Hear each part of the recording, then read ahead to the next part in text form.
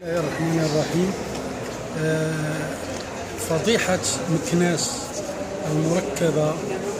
التي تشهد هذه الأيام حضور الشركة الصهيونية الفلاحية نطافيم يمكن أن تدخل في دائرة رب ضارة نافعة.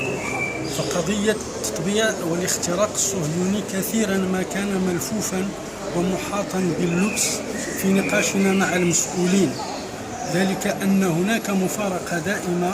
إذ أننا نرصد كمرصد مغربي لمناهضة التطبيع عدة مظاهر للاختراق وأدلة وقرائن قوية، لكن كلما طرحنا هذا ينفي المسؤولون الرسميون ووزراء معنيون بالبث المباشر على رؤوس الأشهاد في المغاربة أنه ليس هناك أي علاقة رسمية بين المغرب والكيان الصهيوني.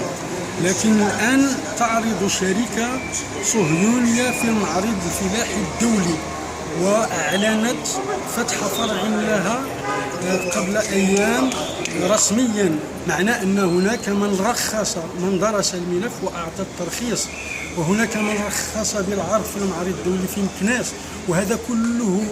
يتم تحت إشراف السلطة الوصية التي هي وزير الفلاحة. إننا نحمل مسؤولية ما يجري لوزير الفلاحة،